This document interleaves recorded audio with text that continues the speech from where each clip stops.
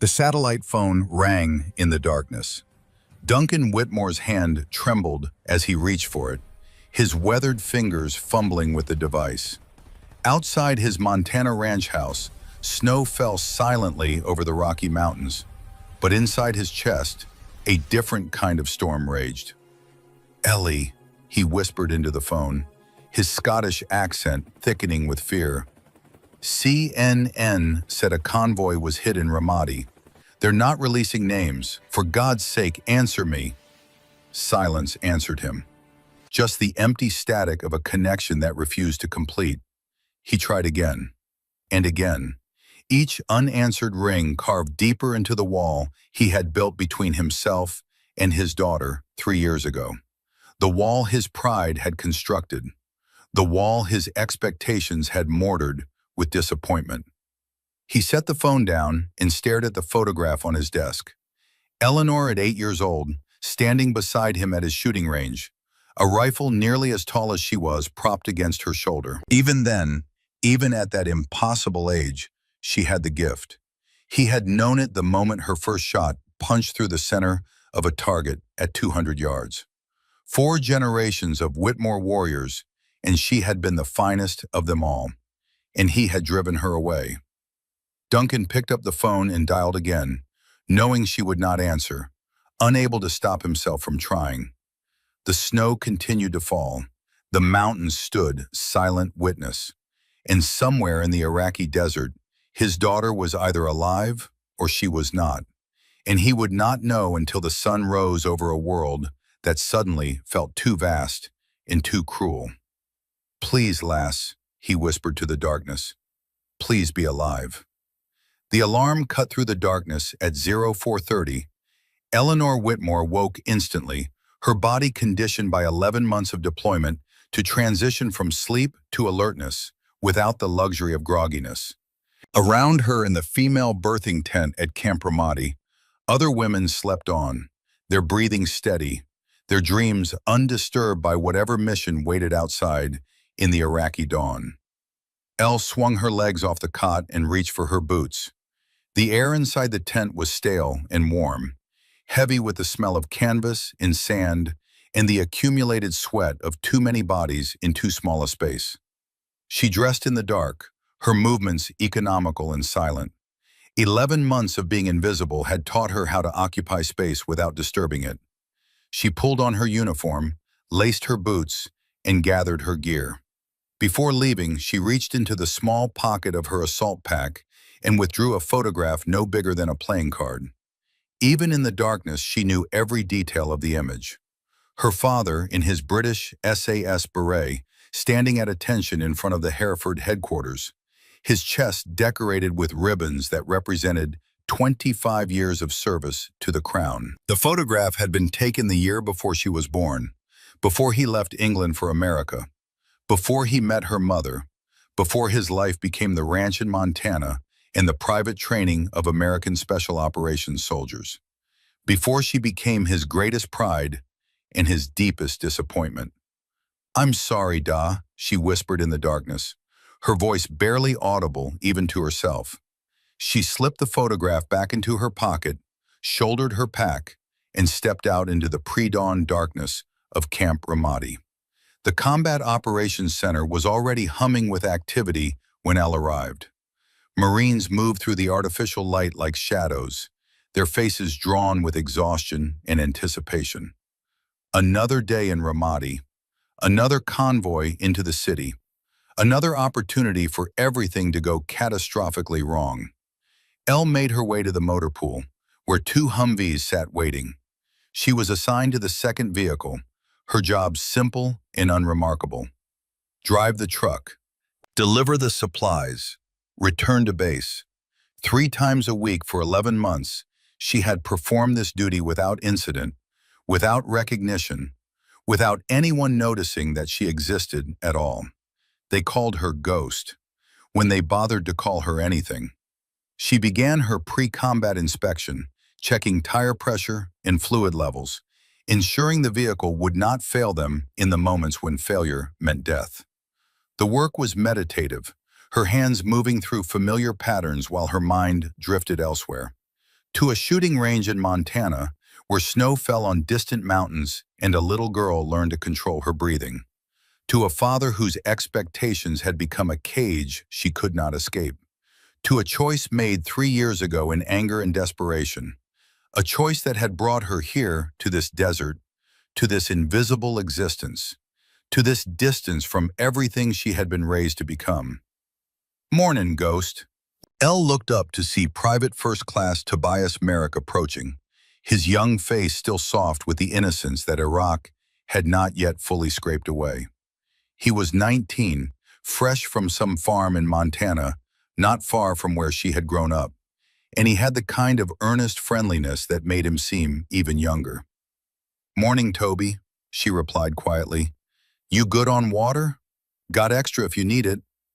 "I'm good, thank you." He nodded and moved on to check his own gear. Elle watched him go, remembering when she had been that young, that open, that willing to believe the world was fundamentally good. Iraq had not yet taught her otherwise. Her father had. The convoy briefing took place in a plywood shack that smelled of coffee and diesel fuel. Gunnery Sergeant Callum Rourke stood at the front of the room, a map of Ramadi spread across the table before him. He was 28 but looked older, his Boston Irish face carved into hard lines by 3 deployments and the weight of keeping Marines alive in a city that wanted them dead. "Listen up," Rourke said, his accent flattening the words. "Route is green to Blue Diamond. 12 Marines, 2 vehicles. Intel says IED activity increased in Sector 7, so we're taking the northern bypass. Questions?" Corporal Garrett Thorne raised his hand. He was lean and sharp-featured, his Tennessee drawl carrying an edge of arrogance that came from being the convoy's designated marksman. "If we hit contact, I'm the only precision shooter. Everyone else stays in their lanes and lets me work." Several Marines nodded. Elle said nothing, her eyes on the map, calculating distances and angles from habit, from training that had started when she was 8 years old and had never really stopped, no matter how hard she had tried to forget it. "Anything else?" Rourke asked. Silence. "Mount up, we roll in 20. The Marines filed out into the growing light.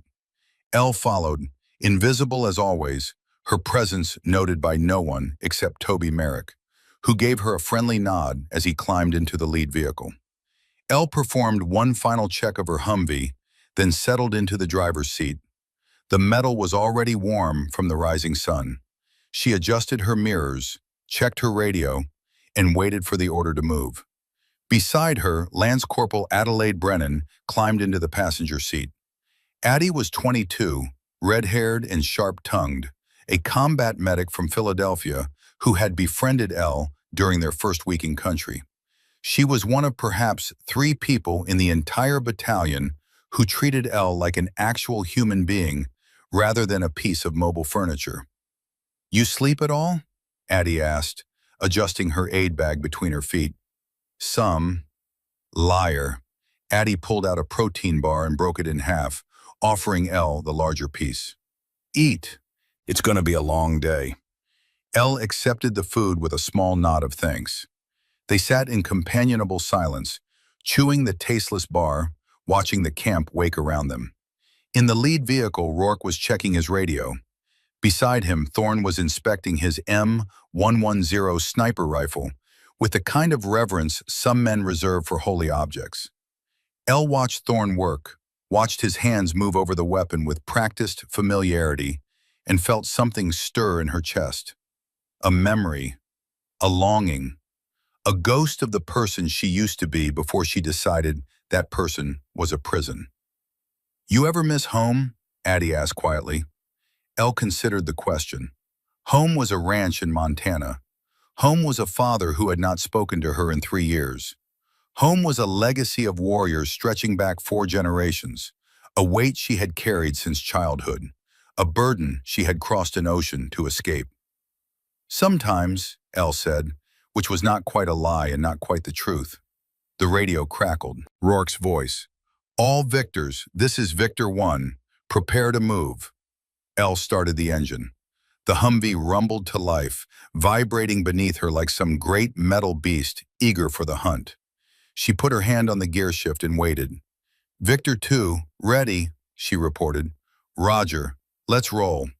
The convoy lurched forward, 2 vehicles and 12 Marines heading into a city that had killed better men than them. Elle drove with practiced calm, her eyes scanning the road ahead, her mind calculating fields of fire and cover positions from muscle memory that 3 years of denial could not erase. They passed through the gates of Camp Ramadi at 0630. The sun was rising over the city, painting the buildings in shades of orange and gold that made the ruins look almost beautiful, almost peaceful. It was a lie, and everyone in the convoy knew it. Elle was 8 years old the first time her father put a rifle in her hands. The memory came to her unbidden as the convoy rolled through the outskirts of Ramadi, vivid and sharp despite the years. She was standing on the range at her father's property outside Whitefish, Montana, the Rocky Mountains rising behind her like the spine of the world. Snow was falling in soft, lazy flakes, and the air was so cold it hurt to breathe. Duncan Whitmore knelt beside her, his Scottish accent thick as he adjusted the rifle stock. "Breathing controls everything, wee one," he said, his hands gentle despite their size. "Fast breath, wild bullet. Slow breath, true bullet. Which do you choose?" "Slow breath," little Elle had answered, her voice small in the vastness of the mountain silence. "True bullet," Duncan confirmed. "Now show me." She had shown him.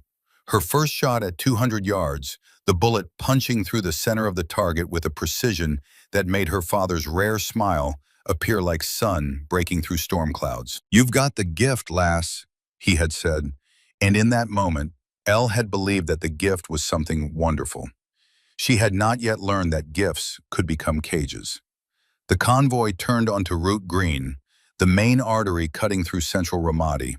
The streets were empty at this hour, the city still sleeping, or pretending to sleep, waiting for the Americans to pass before resuming whatever deadly business occupied its days. Buildings rose on either side, windows like empty eye sockets, doorways like open mouths. Every shadow could hide a rifle. Every pile of trash could conceal an IED. Elle drove with her senses heightened, reading the environment the way her father had taught her to read wind and distance. The weight of air, the quality of light, the small details that separated safety from catastrophe. "Charlie Papa, this is Victor 1, Rourke's voice came over the radio. "We are green, moving northeast at 20 kilometers per hour. All quiet." "Roger, Victor 1, be advised. Intel reports increased IED activity your sector. Stay sharp. Wilco." The convoy continued, 2 vehicles crawling through the sleeping city like insects crossing the surface of something vast and dangerous. Elle's hands were steady on the wheel. They had always been steady, ever since her father first taught her to control her breathing, to find the stillness between heartbeats where precision lived. In the passenger seat, Addie was scanning the buildings, her hand resting on her rifle. "Too quiet," she murmured. Elle agreed but said nothing. Quiet could mean safety, or it could mean trap. There was no way to know until the moment revealed itself. They were passing a burnt-out market when Elle saw the dog. It was a small thing, ribs showing through matted fur, lurking behind a concrete barrier with eyes that expected nothing good from the world. Those eyes found Elle's through the Humvee window, and for a moment, they recognized each other. 2 invisible creatures, moving through a world that had no use for them. Elle made a decision. She reached into her cargo pocket and pulled out her energy bar, the only food she had brought for what was supposed to be a 12-hour mission. When the convoy stopped at the next checkpoint, she would feed the dog. It was a small thing, a meaningless gesture in a city where death came cheap and life was cheaper. But it mattered to her in a way she could not articulate, even to herself. The convoy rolled to the checkpoint without incident.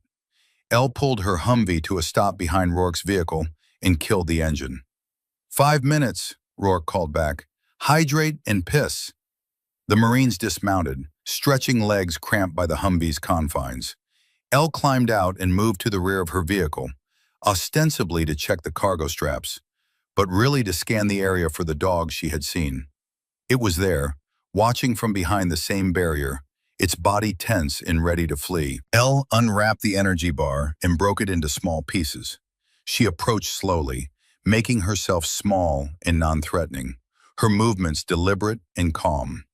The dog watched her with liquid brown eyes, every muscle ready to bolt. She knelt and placed the first piece of food on the ground, then backed away.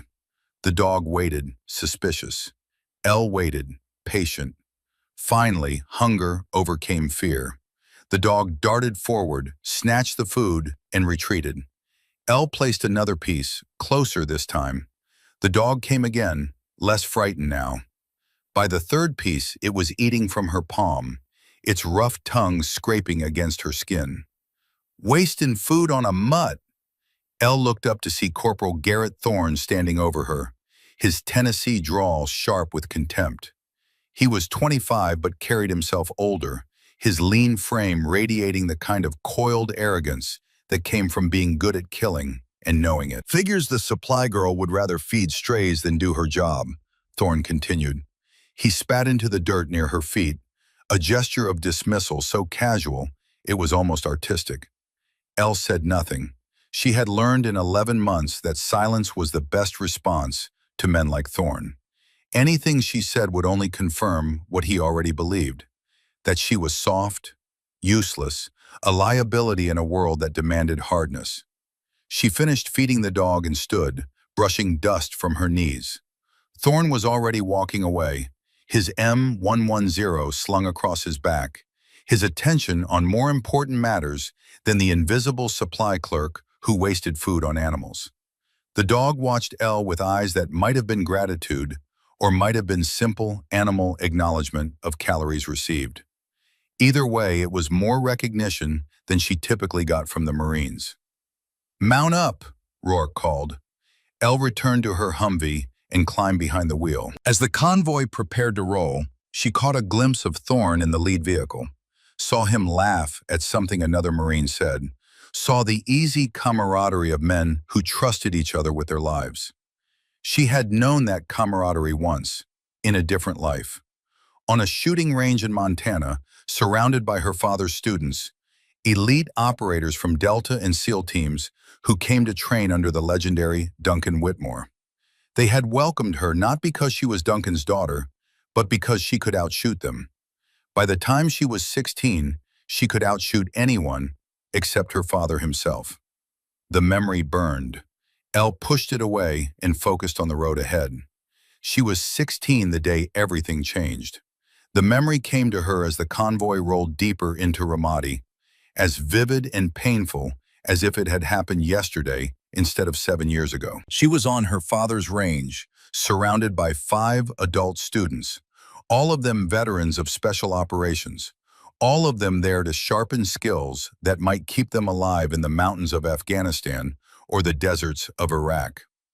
Duncan had set up a competition, 800 yards, wind gusting from the east, target barely visible through the heat shimmer rising off the Montana grassland.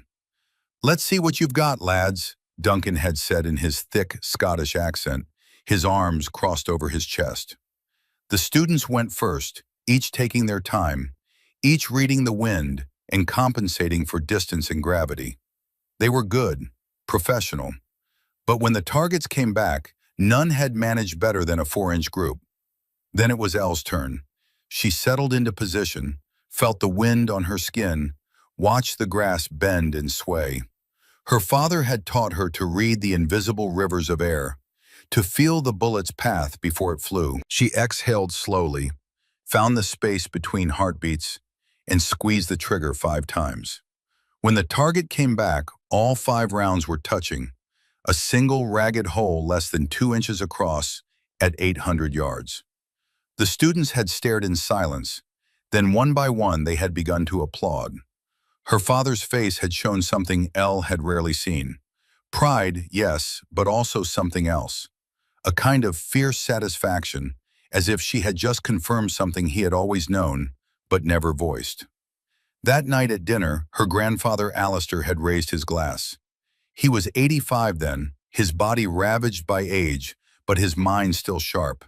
His memories of North Africa and El Alamein still vivid after 6 decades. 4 generations of Whitmores have served, he had said, his voice carrying the same Scottish burr as Duncan's, only rougher, worn by time and tobacco. Your great-grandfather fought at the Somme. Your grandfather, meaning me, fought Rommel in the desert. Your father served in the SAS for 25 years. And now you, Eleanor. He had fixed her with eyes that had seen too much death to fear it anymore. You carry a sacred trust, lass. The rifle has chosen you, just as it chose us. You don't refuse your blood. You don't refuse your destiny. Elle had felt the weight of those words settle over her like chains. The rifle has chosen you, as if she had no choice, as if her life had been decided before she was born, predetermined by chromosomes and legacy and the expectations of dead men. What if I want something different? She had asked quietly. The table had gone silent. Her father's face had hardened. Her grandfather's eyes had narrowed. Different? Alistair had repeated, as if the word were foreign to him. What is different than honor? What is different than duty? What is different than carrying forward the legacy of those who came before? Elle had not answered. She had finished her meal in silence, excused herself, and gone to her room. But the question had remained, growing larger in the years that followed, until it consumed everything else. What if I want something different? 3 years later, she had her answer. She was standing in her father's study in Whitefish, an acceptance letter from the United States Marine Corps clutched in her hand.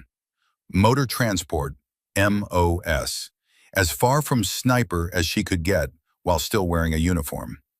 Duncan sat behind his desk, his face carved from stone, his eyes filled with something Elle had never seen before. Betrayal. You could have been the finest sniper in the world, he said, his Scottish accent thickening with emotion. You could have honored 4 generations of warriors. Instead, you run away to become a truck driver for the Americans. I'm not running away, Elle had replied, her voice stronger than she felt. I'm finding my own path. Your path? Duncan stood then, and for the first time in her life, Elle saw her father lose control. His hands swept across the desk, sending papers and photographs scattering. Your path is a fantasy. You have a gift that comes once in a generation, and you're throwing it away because you're too proud to follow in your family's footsteps. Maybe I don't want to follow, Elle had shouted back. Maybe I want to be something other than Duncan Whitmore's daughter. Maybe I'm tired of being your project. This is about honor, about not disgracing 4 generations. Then find another daughter to carry your bloody legacy. I'm done. She had left that night, had not spoken to him since. 3 years of silence stretching across an ocean and a war, built on pride and anger, and the stubborn refusal to admit that maybe, just maybe, running from who you were did not make you free. The convoy turned onto Route Blue, heading northeast toward Camp Blue Diamond. They were halfway through the mission, the most dangerous part behind them. Another hour and they would be back at base. Mission complete. Another day survived. Elle allowed herself to relax slightly, her shoulders loosening, her grip on the wheel easing. That was when the world exploded. The IED detonated beneath the lead Humvee with a sound that was less heard than felt. A physical force that punched through the air and shook the ground. Elle's vehicle lurched, the steering wheel jerking in her hands. She fought for control, her training taking over, her body responding before her mind could process what was happening. The lead Humvee was listing to one side, smoke pouring from beneath it. Not destroyed, but disabled. And as Elle watched, she saw the muzzle flashes from 3 different buildings, 3 different firing positions, all converging on the Marines who were scrambling from the damaged vehicle. Ambush. Contact front. Contact left. Contact right. Rourke's voice on the radio, controlled despite the chaos. All victors, dismount and return fire. Elle brought her Humvee to a controlled stop and killed the engine. Beside her, Addie was already moving, grabbing her aid bag and her rifle in one smooth motion. "Stay low," Addie shouted over the gunfire that was now a constant wall of sound. They exited the vehicle and took cover behind it. All around them, Marines were firing, their rifles barking in steady, controlled bursts. But the incoming fire was heavy, disciplined, coming from elevated positions that gave the enemy every advantage. Elle pressed herself against the Humvee's armored side and forced herself to breathe. Her heart was hammering, adrenaline flooding her system, every instinct screaming at her to run, to hide, to make herself even smaller and more invisible than she already was. But there was nowhere to run, and invisibility would not save her now. She heard Thorne's voice, tight with pain. "I'm hit! I'm hit!" Elle risked a glance around the Humvee. The corporal was on the ground 20 feet away, his left shoulder dark with blood, two Marines dragging him toward cover. His M110 sniper rifle lay in the dirt where he had dropped it, abandoned. Rourke was shouting into his radio, "Charlie Papa, this is Victor 1. We are in heavy contact. IED strike, one vehicle disabled. We need QRF now." The radio crackled with static. "Victor 1, QRF is spinning up. ETA 2 hours. Multiple contacts across the city. Do what you can. Out." 2 hours. The words hit like a second explosion. 2 hours before help arrived. 2 hours to hold position against an enemy that had them pinned, outgunned, and perfectly positioned for slaughter. Rourke's voice rose above the gunfire. "Anyone qualified marksman or higher? I need accurate fire on those rooftops now." Silence, except for the constant crack and snap of bullets seeking flesh. "Anyone?" Rourke shouted again, desperation creeping into his controlled tone. Elle looked at the M110 lying in the dirt, abandoned, useless. She looked at the Marines huddled behind cover, returning fire blindly, unable to suppress the elevated positions that were tearing them apart. She looked at her hands, steady despite everything, muscle memory so deeply ingrained that 3 years of denial had not touched it. Her father's voice echoed in her memory, calm and certain. "The rifle remembers, lass, even when you try to forget." Elle stood. Every Marine within line of sight turned to stare at her. The invisible supply clerk, rising from cover in the middle of an ambush, walking toward the abandoned rifle with steps that did not hesitate. "Whitmore!" Addie screamed. "Get down!" Elle ignored her. She reached the M110 and lifted it, the weight familiar in her hands, balanced and precise. Blood wet the stock, still warm from Thorne's grip. She chambered around, the mechanical sound clear even through the chaos. Rourke appeared beside her, his face twisted with disbelief and desperate hope. "Private Whitmore, do you know how to use that weapon?" Elle met his eyes. For 11 months, she had been invisible to this man. A ghost, a piece of mobile furniture. Now he was looking at her like she might be the answer to a prayer he had not known how to speak. "Can you shoot?" Rourke demanded. Behind them, Thorne's voice, weak with pain and shock. "Are you insane? She's supply. She's gonna get herself killed. She's gonna get us all killed." Elle did not look at Thorne. She looked at Rourke, at the desperation in his eyes, at the weight of 12 Marines who would die if someone did not do something impossible in the next 60 seconds. Her father's voice, clear as if he were standing beside her. "Your purpose is not the bullet, lass. Your purpose is what the bullet protects." "Yes, gunnery sergeant," Elle said quietly, her voice steady despite the bullets snapping through the air around them. "I can shoot." Rourke stared at her for one more heartbeat. Then he nodded once, sharp and decisive, and handed her his spare magazines. "Then shoot," he said. Elle moved to cover behind the disabled Humvee, finding a position that gave her a clear sight line to the eastern buildings. She settled the M110 against her shoulder, the stock fitting into the hollow like it had been carved specifically for her body. Because once, long ago, her father had modified a rifle to fit her perfectly, and her body had never forgotten.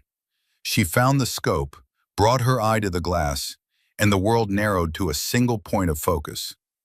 400 meters, third floor window, a silhouette against the darker interior, rifle barrel glinting in the morning sun as he searched for Americans to kill. Elle controlled her breathing, felt her heartbeat slow, found the space between beats where her father had taught her that precision lived. The insurgent shifted position, exposing more of his torso. Elle exhaled. The space between heartbeats. Her finger found the trigger. And in the half-second before she fired, before everything changed forever, Eleanor Whitmore made a choice. Not because her father wanted it, not because 4 generations of warriors demanded it, but because 12 Marines needed her. And she had spent 3 years running from the one thing she had always been meant to do. She squeezed the trigger. The rifle bucked against her shoulder. 412 meters away, the insurgent dropped like a puppet with cut strings. The RPG he had been aiming clattered unfired onto the balcony floor. Every Marine within visual range froze, staring at Elle like she had just performed a miracle. She worked the bulb, chambered a fresh round, and returned her eye to the scope.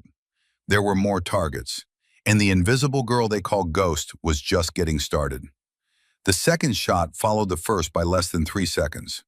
Elle shifted her aim to the rooftop 580 meters north, where a machine gunner was wrestling a PKM into position behind a low wall.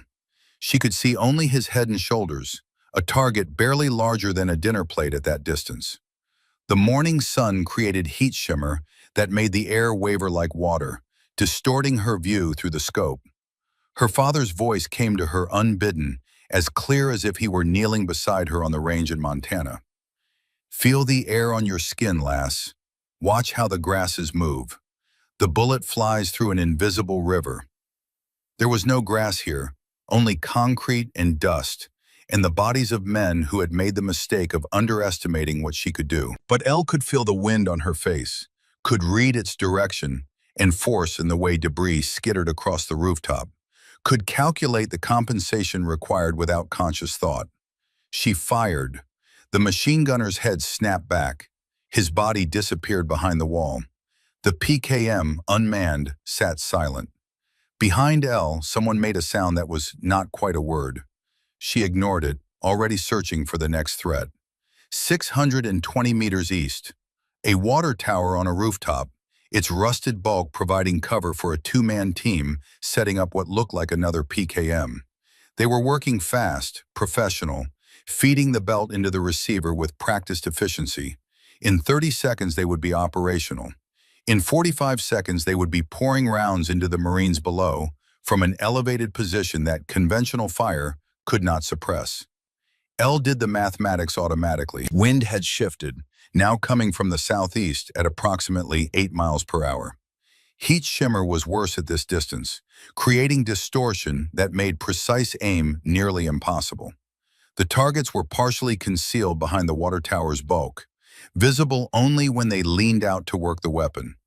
"Impossible shot," her rational mind said. "Your purpose is what the bullet protects," her father's voice answered.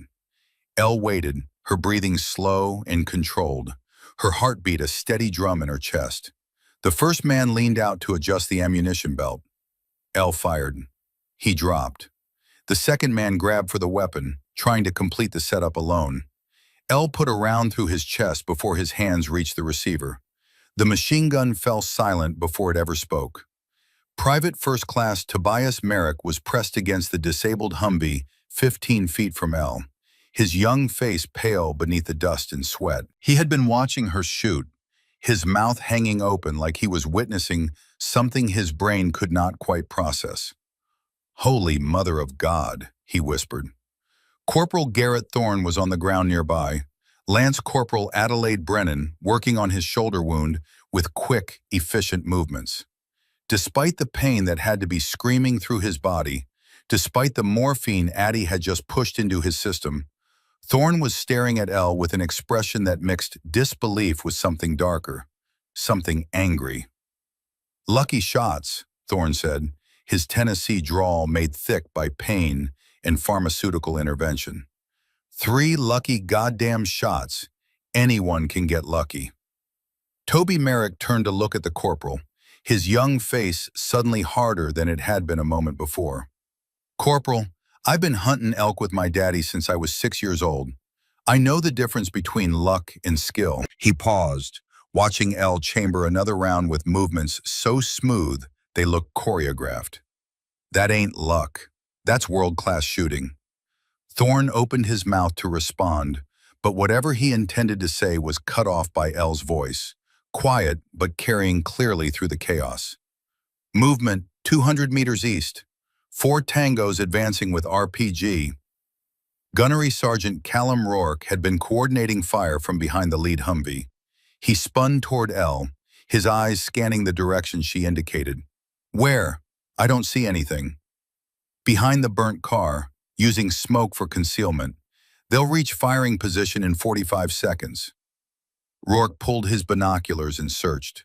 For a moment, Elle thought he would not see them, thought her credibility would die before it could be born. Then his jaw tightened.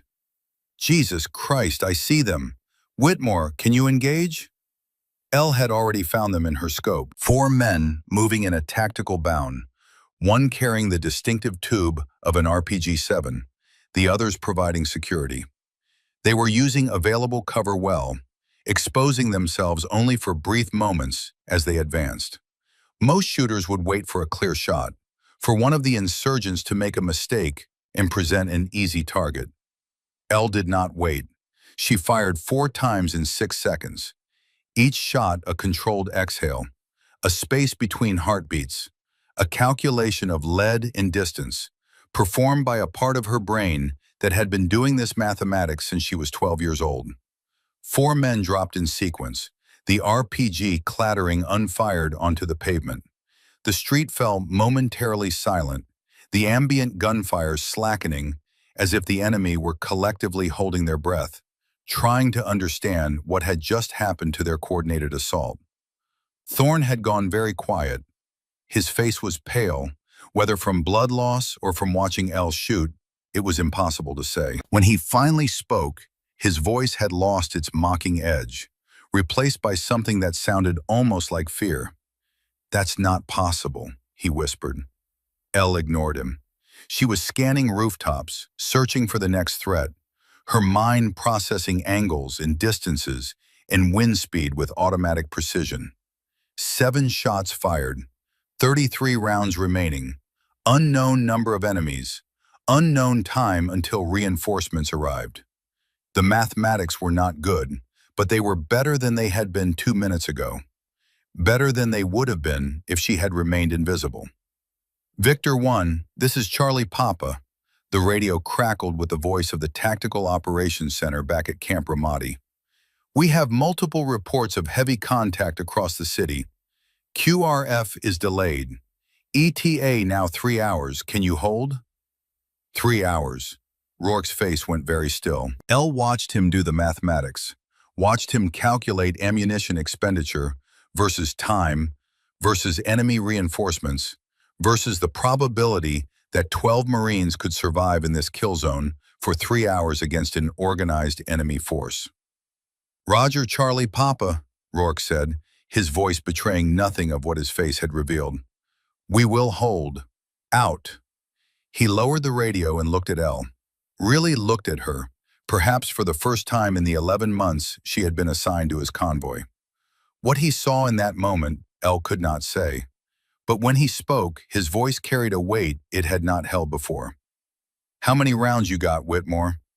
33. And you can make them count? Elle met his eyes. Every one of them, Gunnery Sergeant. Rourke nodded slowly. Then he raised his voice so every Marine could hear. Listen up.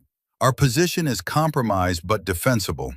We've got 3 hours until QRF arrives. That school building 50 meters north is solid concrete, multiple floors, good fields of fire. We're going to move there in 2 teams and turn it into a strong point. Thorne, you're down. Whitmore just became our designated marksman. Anyone got a problem with that? Silence answered him. Even Thorne, for all his pain and pride, and 11 months of dismissing Elle as invisible, said nothing. Brennan, Rourke continued, you stay with Whitmore. Keep her hydrated and fed. If she goes down, we all go down. Merrick, you're on ammo detail. Gather every magazine we've got for the M110 and get them to Whitmore. Move like you mean it, Marines. We don't have time for hesitation. The Marines moved, their earlier shock transforming into purposeful action. Elle watched them scatter to their assigned tasks. Watched the way they gave her space now. The way their eyes tracked her movements was something approaching reverence. She had been invisible for 11 months. 1 minute of shooting had made her the most important person in the convoy. The transition was disorienting in ways she had not anticipated. Addie appeared at Elle's elbow, pressing a canteen into her hands. Drink, the medic ordered. All of it. You're already dehydrated, and we haven't even started the hard part yet. Elle drank, the water warm and tasting of plastic, but wet enough to cut through the dust coating her throat. As she drank, her mind drifted backward, to another time, another place, another version of herself who had not yet learned that gifts could become cages. She was 12 years old, lying prone on a shooting mat at her father's range outside Whitefish. The Rocky Mountains rose behind her, their peaks white with snow that would not melt until June. The target was 600 meters downrange, a small black circle on a white background that wavered and danced in the heat shimmer rising off the Montana grassland. Duncan Whitmore knelt beside her, his Scottish accent thick as honey, his patience seemingly infinite. Feel the air on your skin, lass. The wind is a river, invisible but real. The bullet must swim through it. You must learn to read the current. Young Elle had closed her eyes, feeling the wind on her face, on her arms, on the exposed skin of her neck. It came from the west, she decided, maybe 10 miles per hour, maybe 12. Gusting slightly, but not enough to make the shot impossible. How do you know where the wind pushes it, she had asked. Duncan had smiled, his hand gentle on her shoulder. You don't know, wee one. You feel. You trust your instincts. Mathematics can tell you the theory, but the rifle will teach you the truth. Listen to what the rifle teaches. Elle had opened her eyes, found the target in her scope, and fired. 600 meters away, the bullet punched through the center of the black circle. Duncan's rare smile had appeared, transforming his stern face into something softer, something proud. You've got the gift, lass, just like your great-grandfather had it at the Somme, just like I had it in the regiment. The rifle speaks to some of us differently than it speaks to others. To us, it tells the truth. Elle had believed him then, had believed the gift was something pure, something wonderful, something that connected her to the long line of Whitmore warriors who had carried rifles into battles across 2 centuries. She had not yet learned that truth could be a burden heavier than lies. The school building was exactly what Rourke had promised. 3 stories of concrete and rebar, windows facing in all directions, walls thick enough to stop small arms fire. It had been abandoned long ago, stripped of anything valuable, marked by previous battles and bullet holes and blast scars that decorated every surface. The Marines moved inside in 2 teams, bounding across the 50 meters of open ground while Elle provided overwatch. She dropped 2 insurgents who tried to engage the running Marines, her shots so precise that the enemy fire ceased almost before it began. When the last Marine was inside, Elle rose from her position and sprinted across the open ground, her boots pounding pavement, her breath controlled despite the adrenaline flooding her system. Rounds snapped past her head, kicking up dust at her feet, but she did not slow. Fear was a luxury she could not afford. Hesitation was death. She made it through the doorway and pressed herself against the interior wall, chest heaving. Addie was there immediately, checking her for wounds, her medic's hands quick and professional. I'm good, Elle said. I'm good. Like hell you are. Addie pulled a protein bar from her aid bag and shoved it into Elle's hands. Eat. Your hands are shaking. Elle looked down and realized Addie was right. The adrenaline was catching up to her, the reality of what she was doing finally penetrating the training that had kept her calm. She had killed 7 men in the last 10 minutes. 7 human beings who had woken up this morning with plans and dreams and families.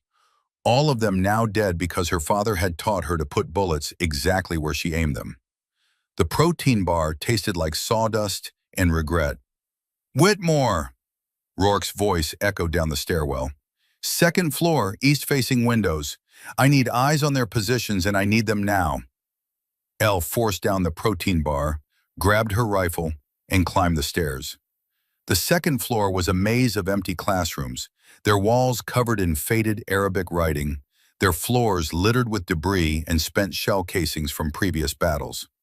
She found a classroom with windows overlooking the street and settled into position behind a low wall. The view was better than she had hoped. From this elevation, she could see at least 4 blocks in 3 directions, could identify firing positions and movement routes and the patterns of enemy reinforcements filtering into the area. Footsteps on the stairs behind her, heavy, uneven, accompanied by labored breathing. Corporal Garrett Thorne appeared in the doorway, his left arm in a makeshift sling, his face pale beneath the dirt and blood. He should have been on the ground floor with the other wounded, should have been resting, should have been anywhere except climbing stairs to find her. "What are you doing up here?"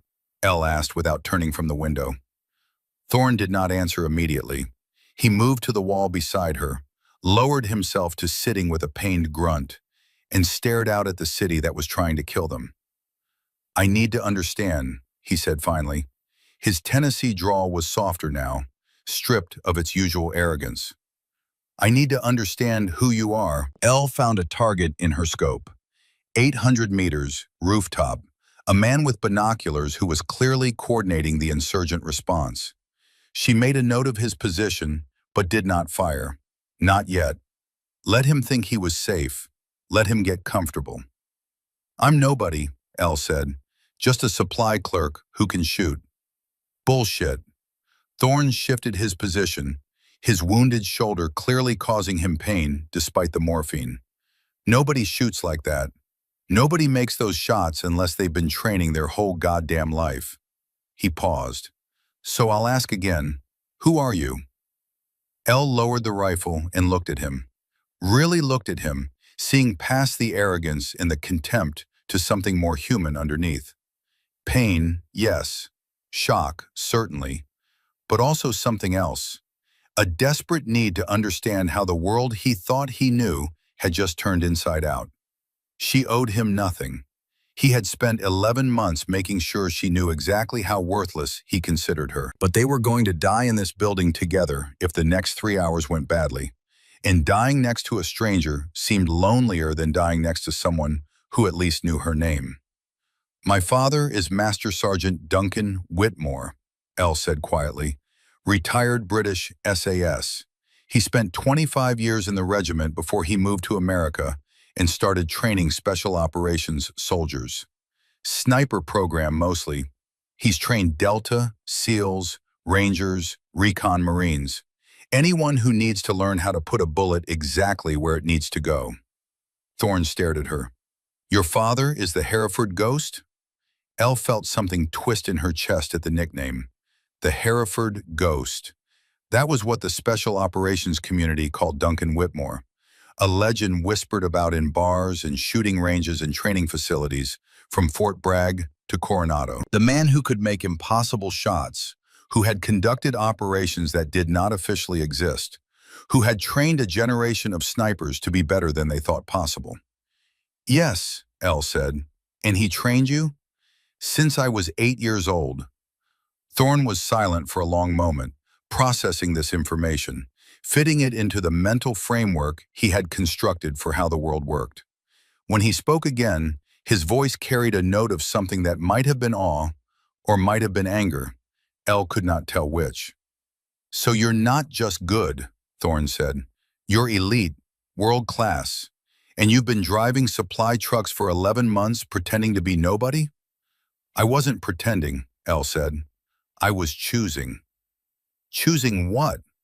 Choosing to be something other than what my father wanted me to be. She returned her eye to the scope, found the man with the binoculars again. He was still there, still coordinating, still thinking he was safe. That's the dumbest thing I've ever heard, Thorne said. Elle almost smiled. Probably.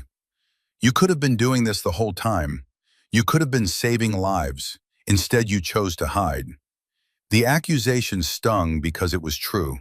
How many Marines had died in the last 11 months who might have lived if Elle had been doing what she was trained to do? How many convoys had hit ambushes without precision fire support? How many families back home were missing fathers and sons and brothers because Elle Whitmore had been too proud and too angry to admit that her father might have been right about who she was meant to be? I know, Elle said quietly. Thorne shifted position again, grimacing with pain. My best friend died 8 months ago, Corporal Jamie Westbrook. We were on patrol outside Fallujah, routine sweep, supposed to be low threat. We ran into an ambush. His voice went flat, emotionless, the way voices do when describing trauma too fresh to process. Jamie took a round in the femoral, went down in the open. I tried to get to him, but there was too much fire, too many insurgents. Elle lowered her rifle and turned to look at him. Thorne was staring at nothing, his eyes focused on something 20 feet beyond the wall, something only he could see. The supply convoy was late, Thorne continued. Some clerk screwed up the manifest, sent us the wrong ammunition. We had crates of rounds that didn't fit our weapons, and nothing for the rifles we actually carried. Jamie bled out 20 meters from me because we ran out of ammunition we could actually use. Understanding settled over Elle like cold water. And you've been blaming supply ever since. I've been blaming everyone except myself. Thorne's voice cracked. I was 20 meters from him. 20 goddamn meters. If I'd been faster, if I'd been braver, if I'd been better, I could have reached him. I could have dragged him to cover. I could have saved his life. He looked at Elle, his eyes wet. But I froze. I froze, and he died. And I've been taking it out on every support Marine I've met since, because it's easier than admitting I failed him. Elle did not know what to say.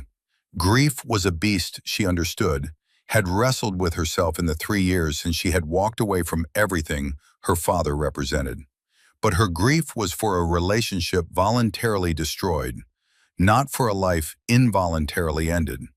Thorne's pain was deeper than hers, rawer, more deserving of sympathy than she knew how to offer. Jamie's death wasn't your fault, Elle said finally, and it wasn't the fault of some clerk who made a mistake on a manifest. The men who ambushed your patrol killed Jamie, the enemy, not you, not supply. Thorne wiped his eyes with the back of his hand. I know that. I've always known that. He paused. But knowing something and feeling something are different things. Yes, Elle agreed. They are. They sat in silence for a moment. Two people who had spent 11 months hating each other for reasons that suddenly seemed very small against the reality of death waiting outside the window. Finally, Thorne pushed himself to his feet with a pained grunt. I'm sorry, he said, for how I treated you, for the things I said, for every time I made you feel like you didn't belong here. Elle stood as well. You were carrying something heavy. Grief makes us do ugly things. That's not an excuse.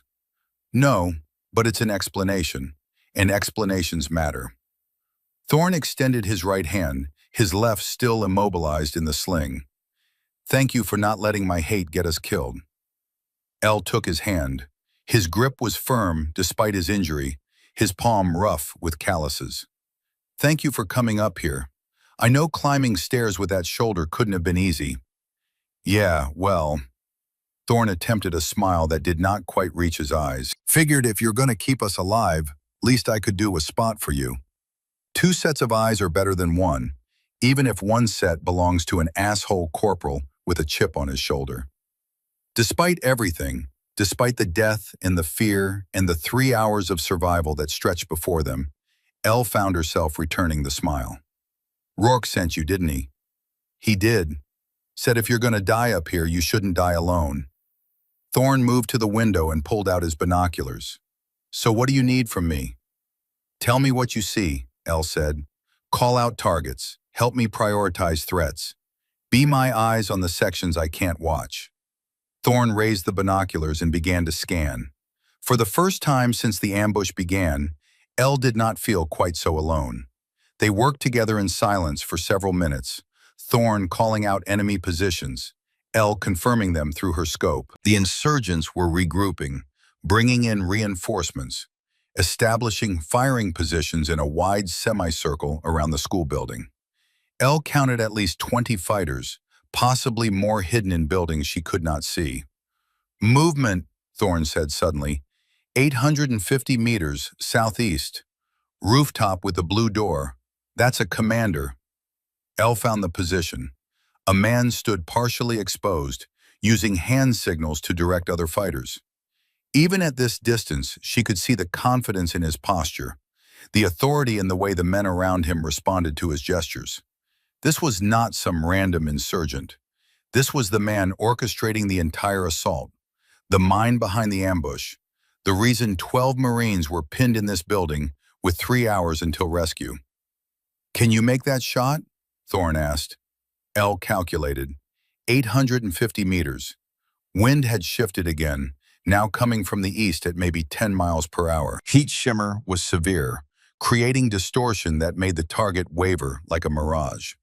The M110 was rated for effective range out to 800 meters.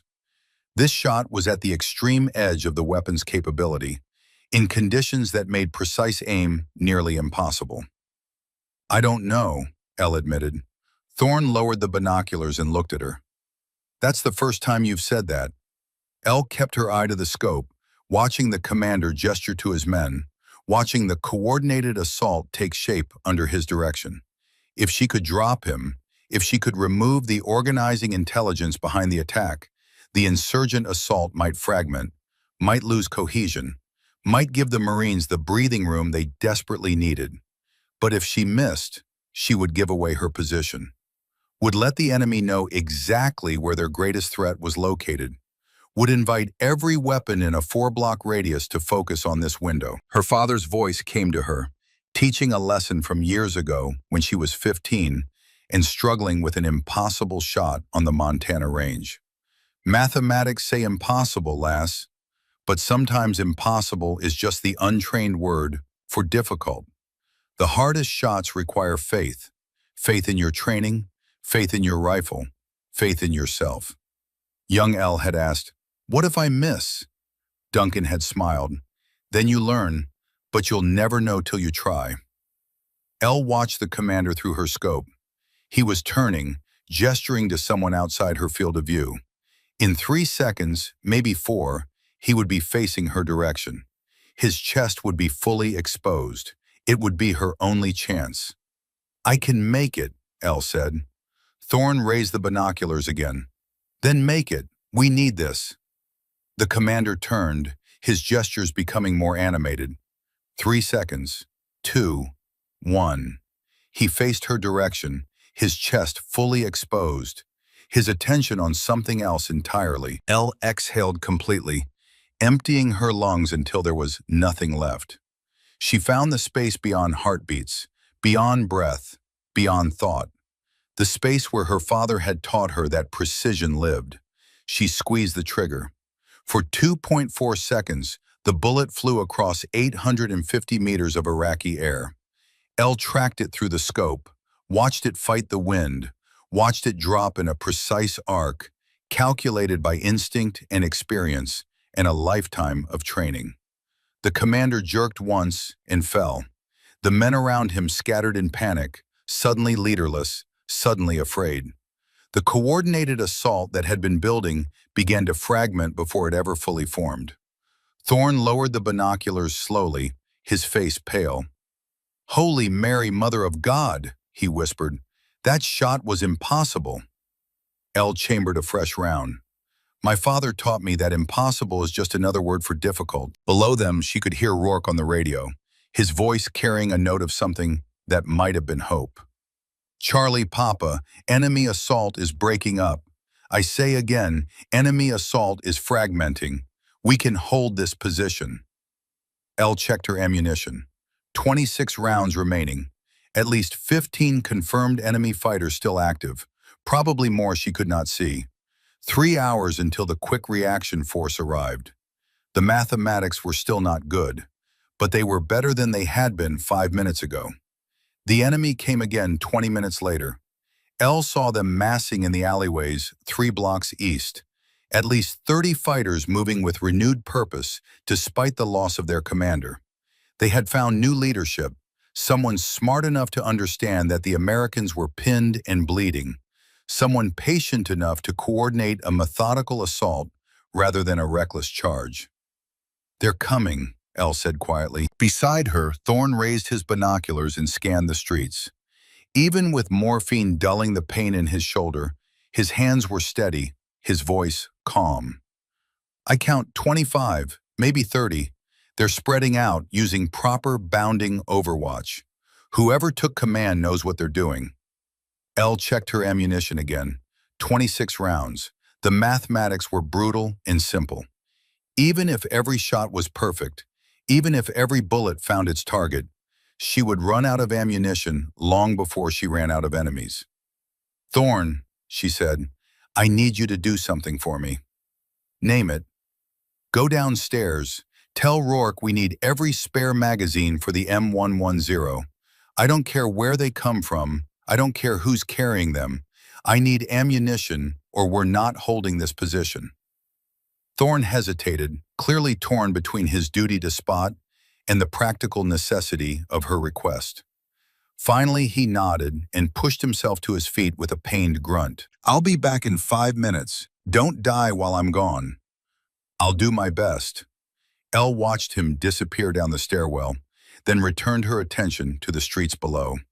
The insurgents were advancing in teams of 3 and 4, using cover intelligently, exposing themselves only for brief moments as they bounded forward.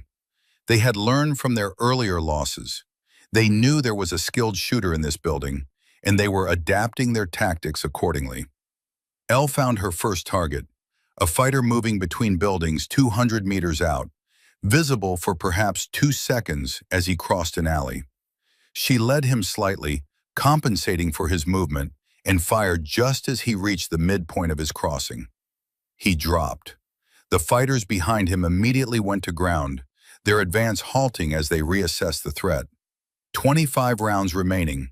Elle shifted her aim, searching for the next target. A head appeared briefly in a third-floor window, 400 meters distant. She fired. The head disappeared, replaced by a spray of red against the interior wall.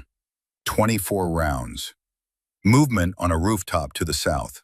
2 fighters setting up what looked like a recoilless rifle, a weapon that could punch holes through the school's concrete walls and turn cover into death traps.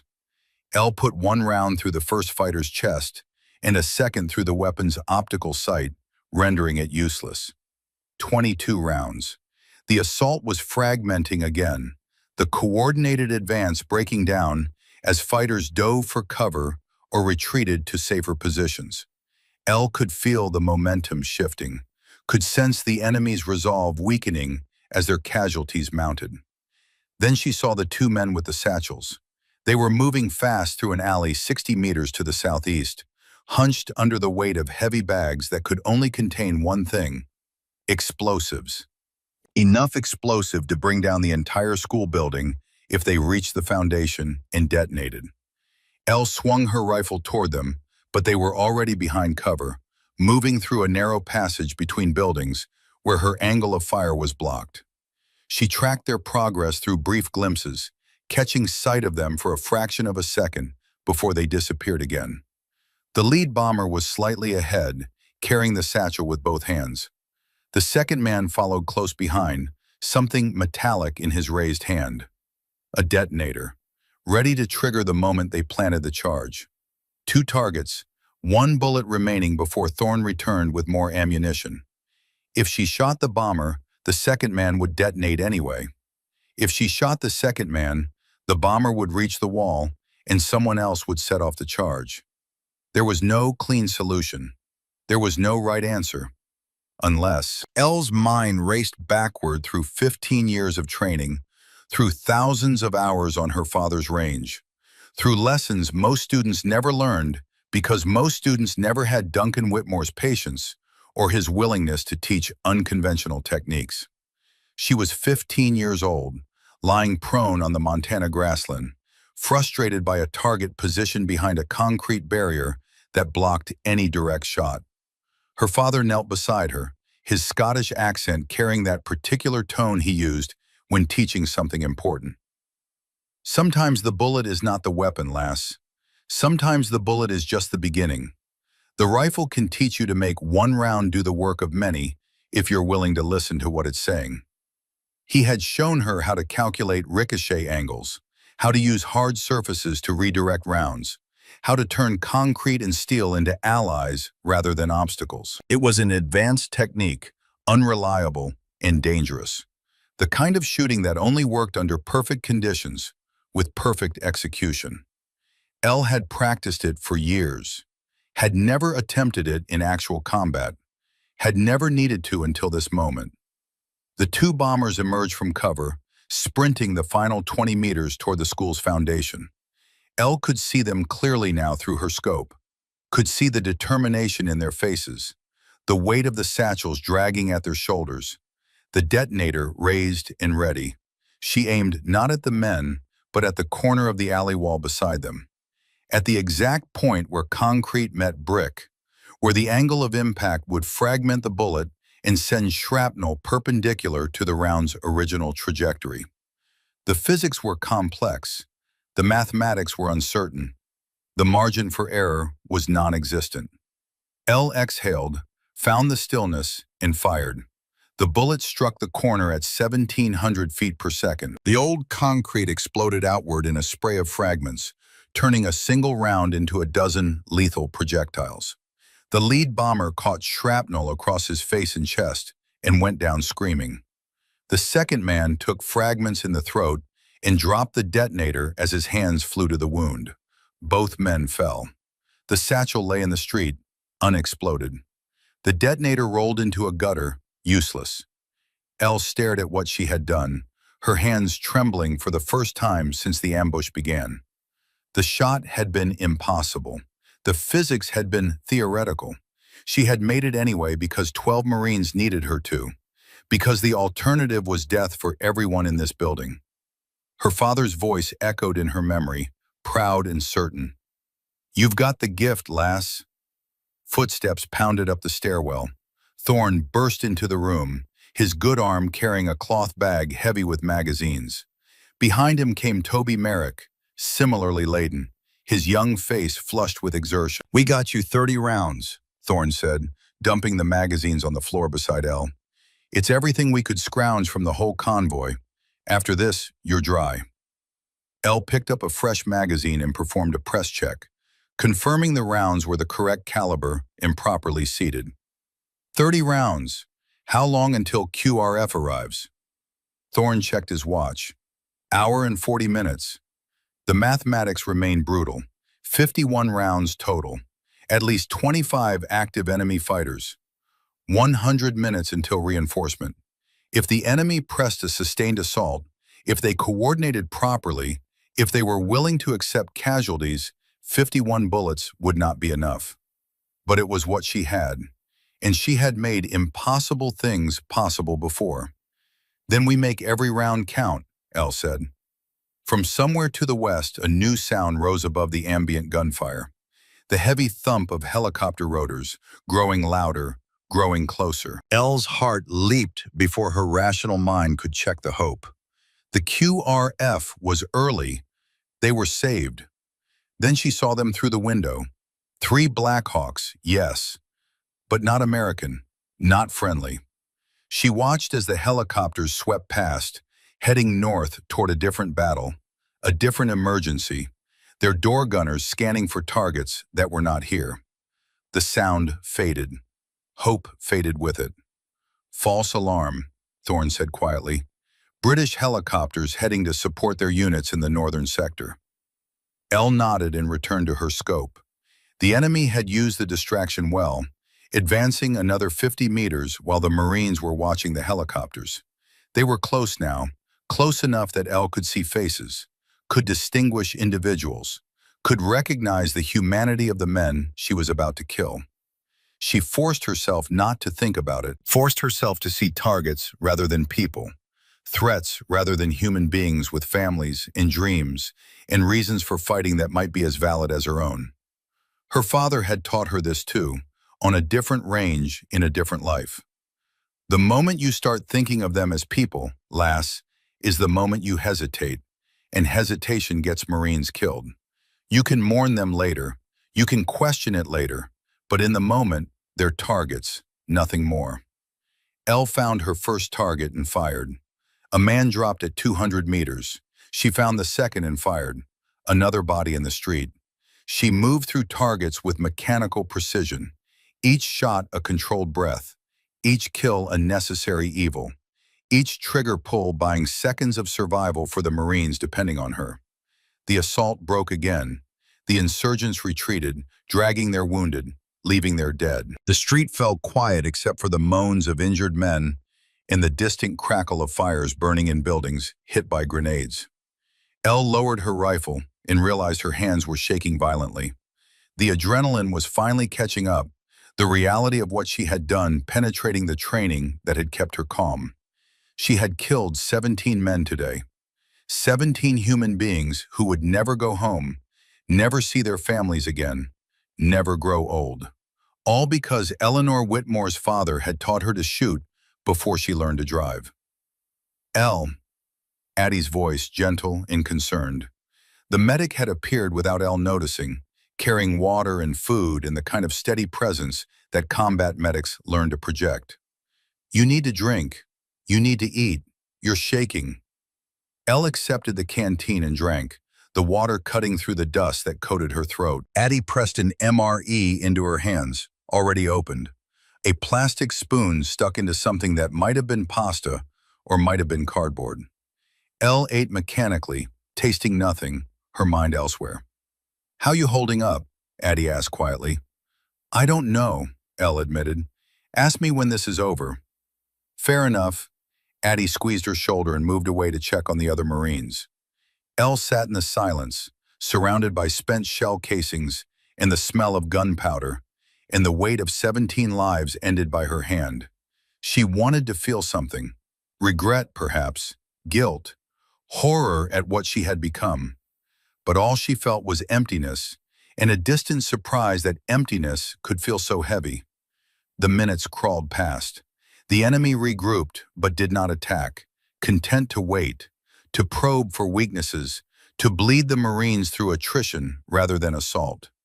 Elle engaged targets when they presented themselves, conserving ammunition, making every round count. Rourke appeared in the doorway, his face drawn with exhaustion. "QRF is 15 minutes out. We just need to hold a little longer." "We'll hold," Elle said with more confidence than she felt. Rourke studied her for a moment, his Boston Irish face unreadable. "When this is over, Whitmore, we're going to have a conversation about who you really are and why you've been wasting yourself in motor transport." "Yes, Gunnery Sergeant." He nodded and disappeared back down the stairs. Elle returned to her scope, scanning rooftops and windows and alleys, searching for threats. She found none. The enemy had pulled back, recognizing that their opportunity had passed, that reinforcements were coming, that the cost of pressing the attack now outweighed the potential gains.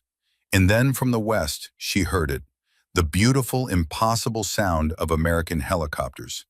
3 Blackhawks, door gunners already engaging targets on the ground, Marines fast roping from open doors. The quick reaction force had arrived.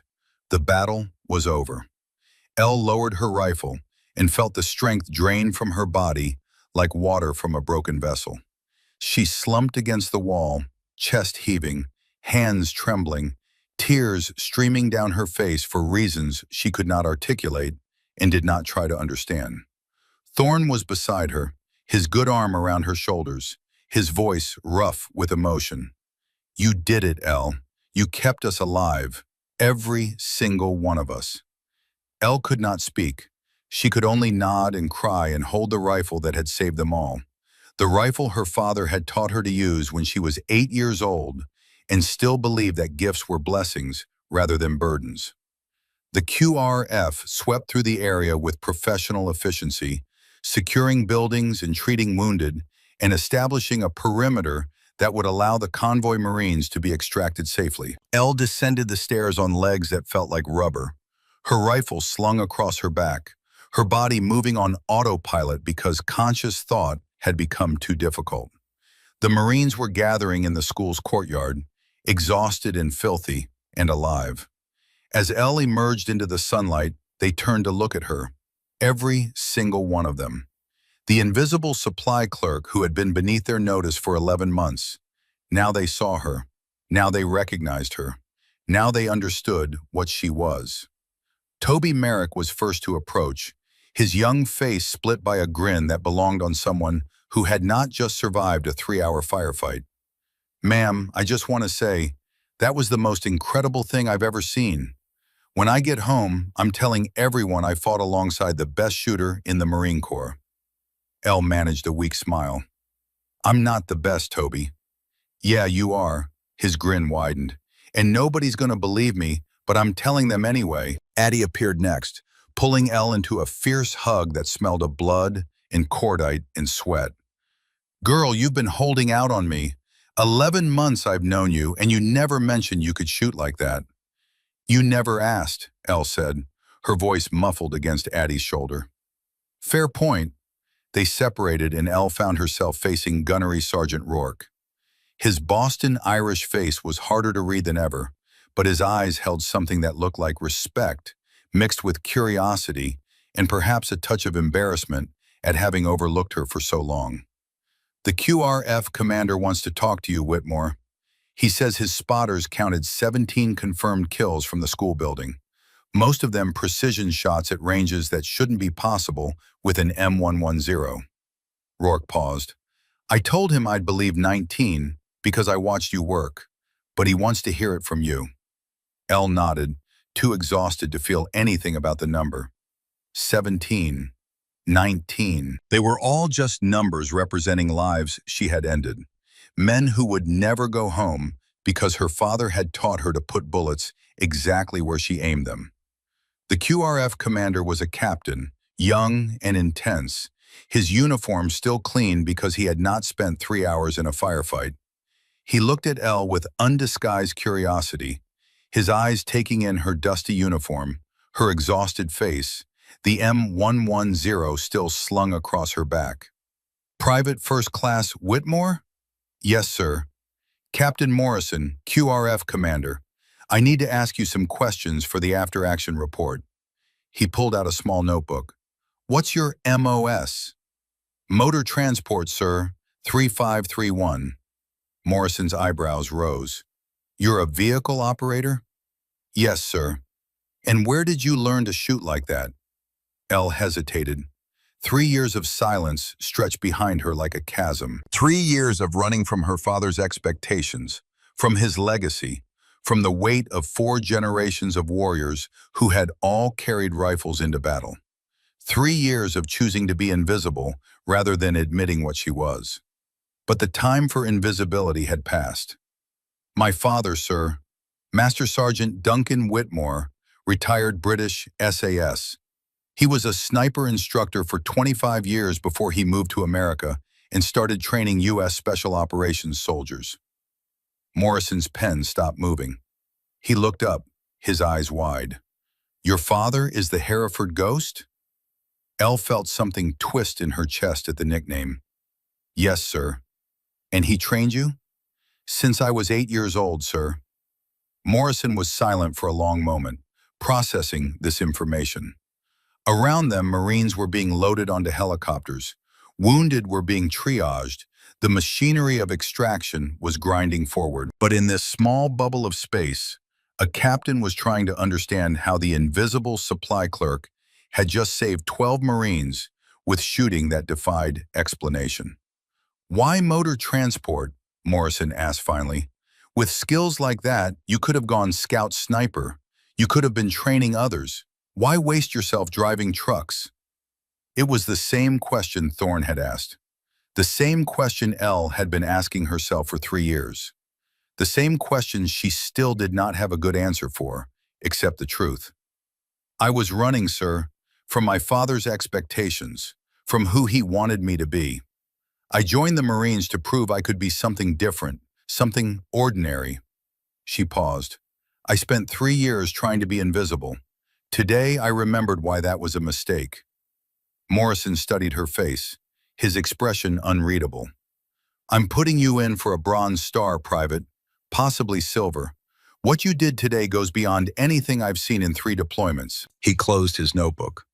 But more than that, I'm forwarding your name to the Scout Sniper School Commandant. With your father's training and the skills you demonstrated today, you could be teaching the next generation of Marine snipers. If you want it.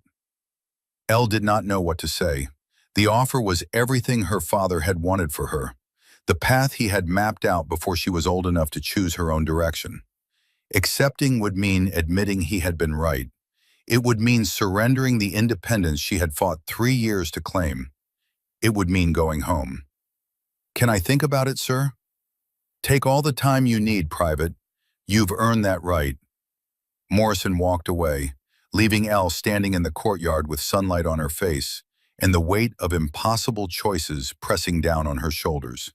She found a quiet corner and sat, her back against a concrete wall, her rifle across her lap. The dog she had fed that morning appeared from somewhere, limping but alive, and settled beside her with the trust of creatures who recognize kindness when they saw it. Elle fed it crackers from an MRE, her hands steady now, her mind elsewhere. She was thinking about Montana, about her father's range, about 3 years of silence that had seemed so necessary at the time, and now felt like a waste of time she could never recover. Addie found her there 20 minutes later, holding a satellite phone with an expression Elle could not read. Your father's been calling the Battalion Operations Center 3 times in the last 2 hours. He saw the news reports about a convoy ambushed in Ramadi.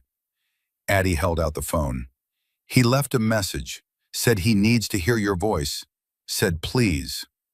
Elle stared at the phone like it was a weapon more dangerous than any rifle. 3 years of silence. 3 years of pride and stubbornness and anger at expectations that had felt like chains.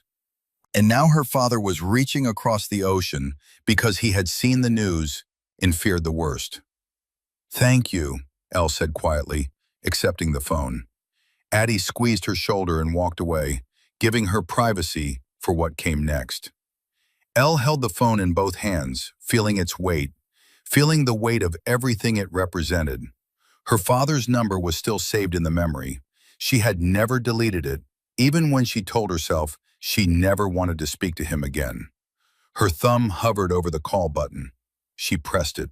The phone rang once, twice, 3 times. Each ring felt like a year, stretching the silence between heartbeats into something vast and terrifying. Elle almost ended the call, almost let cowardice win, almost chose another 3 years of silence over the vulnerability of this moment. Then her father answered. Ellie. His voice cracked on her name, breaking on the single syllable. In that one word she heard everything he had never been able to say. Fear, relief, relief. All the emotions he had buried beneath decades of military discipline finally breaking through. Da. The word came automatically, the Scottish diminutive rising from somewhere deep. I'm here. I'm alive. The sound he made was not quite a sob, but it was close. Elle had never heard her father cry. Not when her mother died, not when he retired from the regiment after 25 years of service. Not once in her entire life.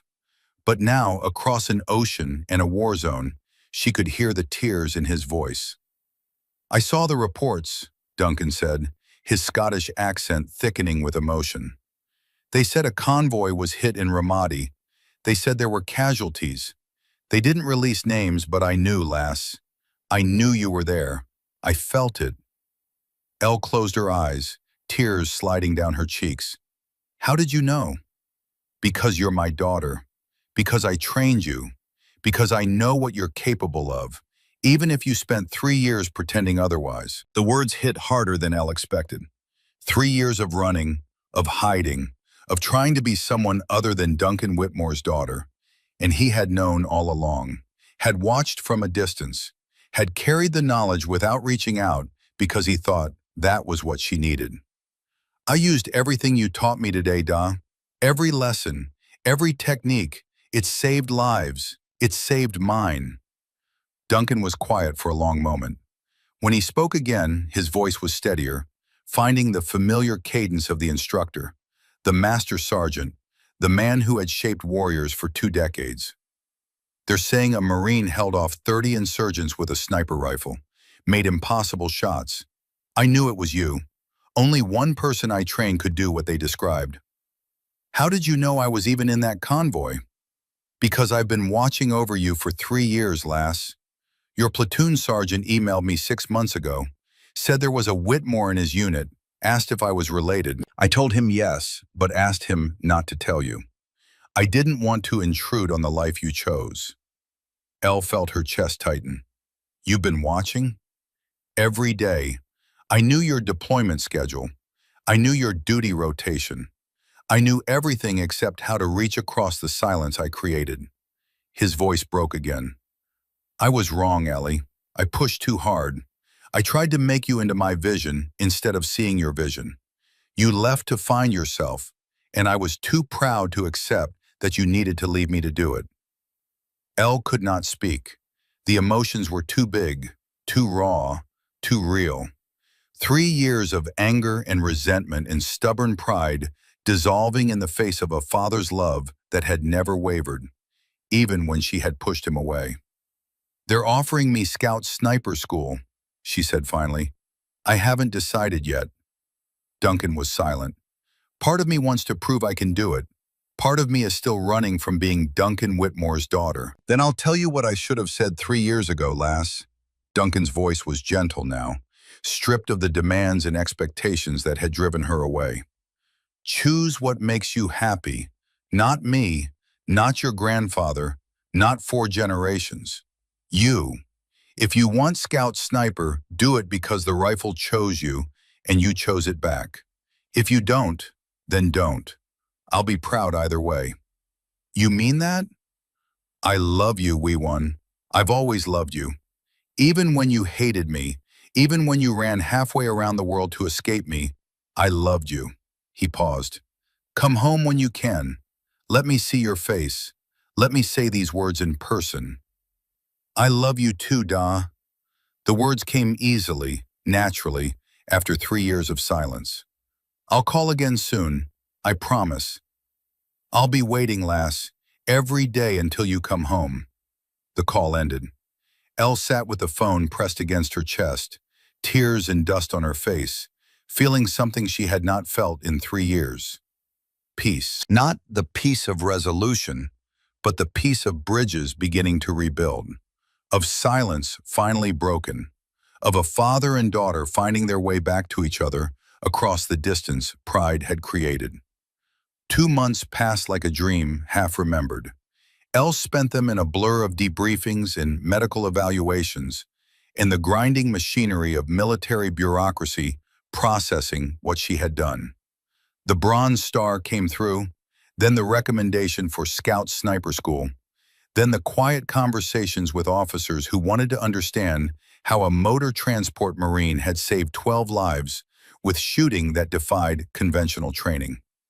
Elle told them about her father, about the range in Montana, about 8 years old and the first time a rifle fit perfectly in her hands, about choosing invisibility because it seemed easier than admitting who she was. And somewhere in those 2 months, between the paperwork and the praise and the slow processing of trauma that would take years to fully understand, Elle made a choice. Not because her father wanted it, not because the Marine Corps needed it, but because standing on that rooftop in Ramadi, with thorns spotting beside her and 12 Marines depending on her, She had finally understood what her father had been trying to teach her all along. The gift was not a burden. The rifle was not a cage. And choosing to use what she had been given was not surrender, but freedom. She accepted the slot at Scout Sniper School. Graduation day came in early autumn, the Virginia air crisp and clean, so different from the dust and heat of Iraq that it felt like another planet. Elle stood at attention in her dress blues, the honor graduate patch on her shoulder, the Distinguished Marksman Award in her hands. She was the only woman in a class of 24, and she had finished first. The commandant read her citation, words about exceptional marksmanship and dedication and the highest traditions of the Marine Corps.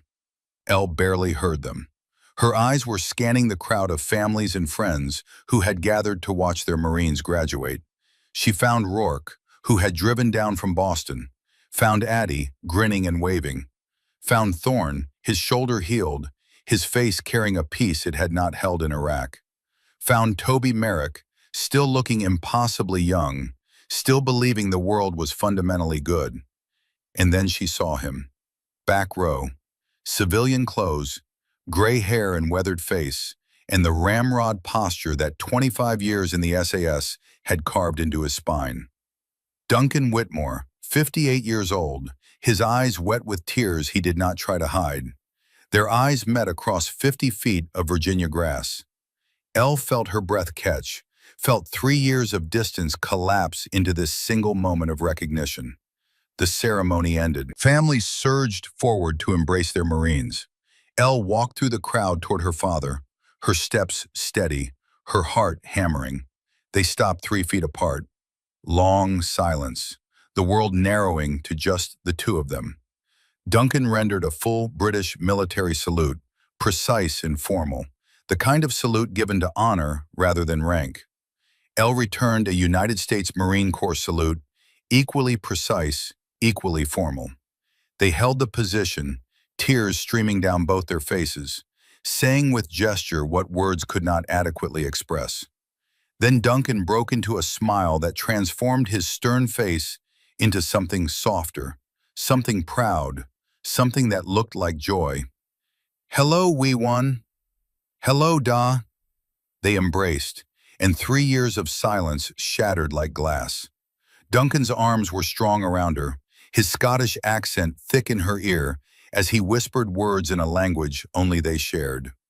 "You did it, lass. Not because I wanted, because you chose." Elle held him tighter. "Because you taught me how to choose." They separated finally, and Duncan held her at arm's length, studying her face like he was memorizing it, like he feared she might disappear if he looked away. "They told me you finished first in your class. They told me you made shots the instructors said were impossible." His smile widened. "I told them impossible is just the untrained word for difficult. I told them my daughter has been making impossible shots since she was 12 years old."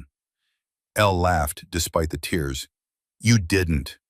"I did, and I'll tell anyone who'll listen." He paused, his face growing serious. "I'm proud of you, Ellie. Not for the shooting, not for the awards. I'm proud because you found the courage to walk away from me, and then you found the courage to come back. That takes more strength than any battlefield could test." "I'm sorry I ran." "Don't be. You needed to find yourself, and you did." Duncan squeezed her shoulders. "Now, what happens next? Do they have you teaching?" "After my next deployment, they want me for instructor duty, teaching female recruits precision marksmanship." Duncan's face showed profound pride. "Your grandfather would be pleased. 4 generations of Whitmores have served, but you'll be the first to teach the next generation how to survive." "Will you help me?" Elle asked. "When I start teaching, I don't know if I can do it alone." "Lass, you held off 30 insurgents with a rifle and 19 bullets. You can do anything." Duncan pulled her close again. "But yes, I'll help. We'll teach them together. Father and daughter, teacher and teacher. Equals." The words settled over Elle like a benediction. Equals. Not student and master, not daughter and father. Equals. 1 week later, Elle stood on her father's range in Whitefish, Montana. The Rocky Mountains rose behind her, their peaks white with early snow. The air was cold and clean and tasted like home. Duncan handed her a rifle. Want to shoot? Like old times?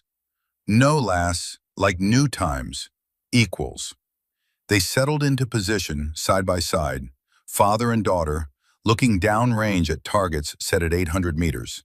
The distance that had once seemed impossible, that now felt like a comfortable conversation. Show me that shot you made in Ramadi, Duncan said. The one at 850 meters. How did you calculate the heat shimmer?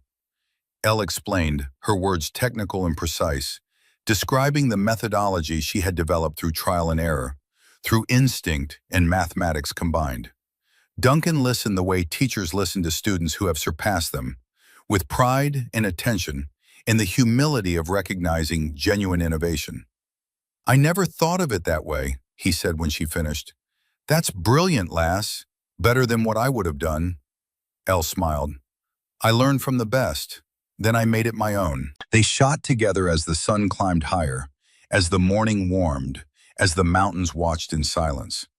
Between strings of fire they talked. About Iraq, about Ramadi, about the 17 men Elle had killed, and the weight of those deaths, and the therapy she was starting to process the trauma that came with taking human life. Duncan did not minimize what she felt, did not tell her it would get easier, or that time would heal all wounds. He simply listened, offered his own experiences from 25 years of service, and reminded her that feeling the weight of what she had done was not weakness, but humanity. Elle's phone rang. She glanced at the screen. Rourke. Answer it, Duncan said. I'll set up the next targets.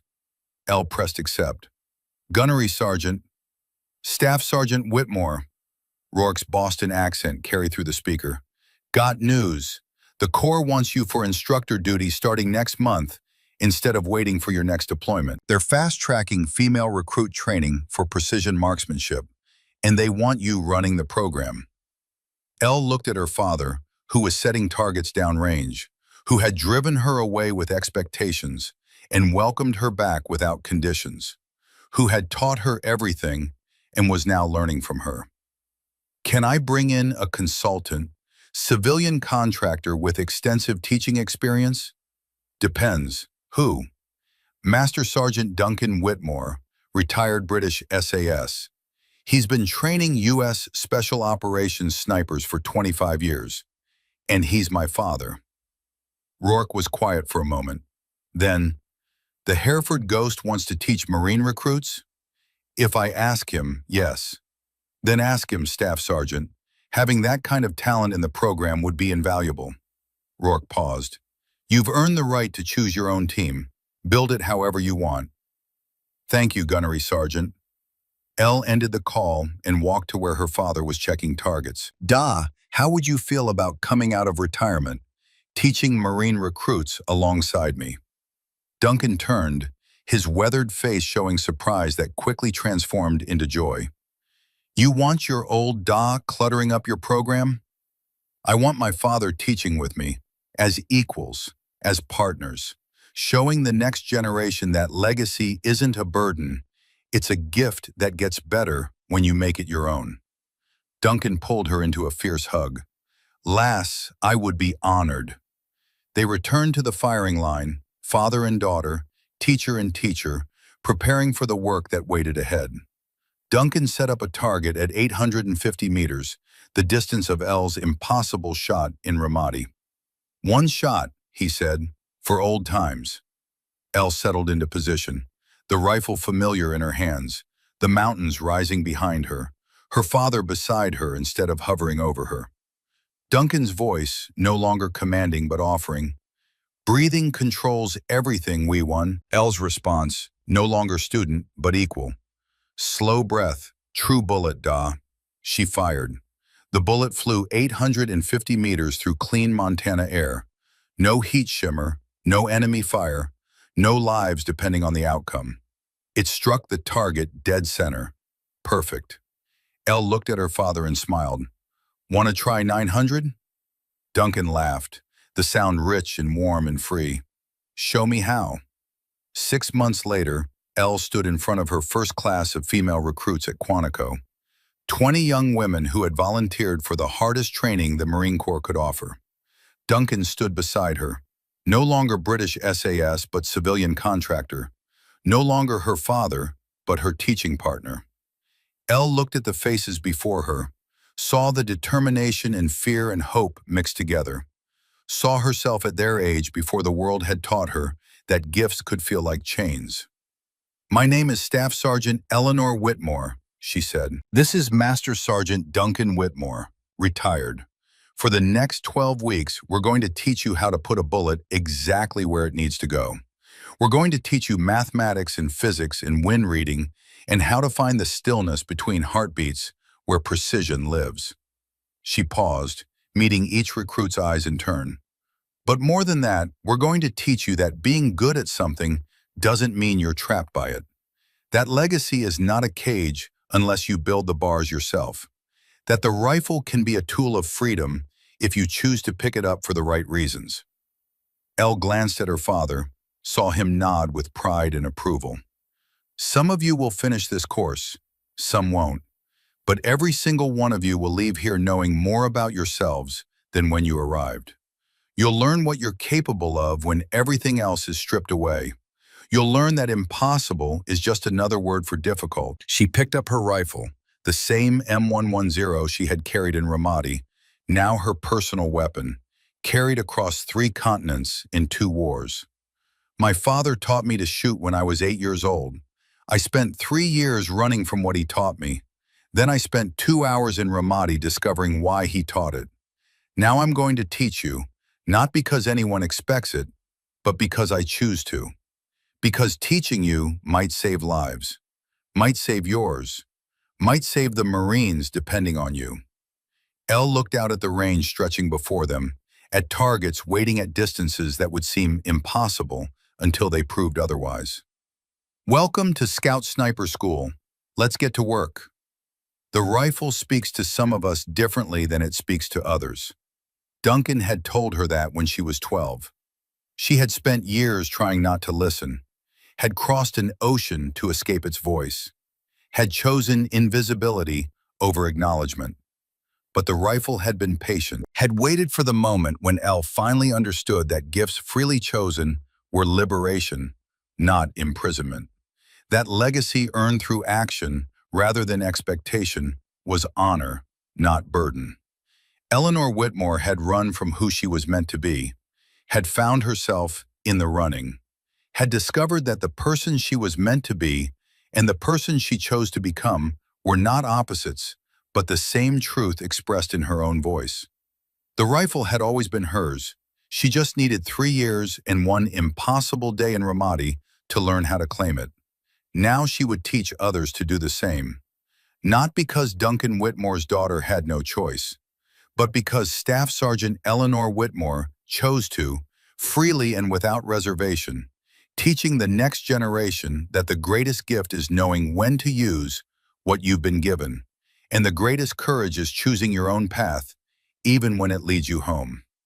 The mountains watched in silence. The targets waited downrange.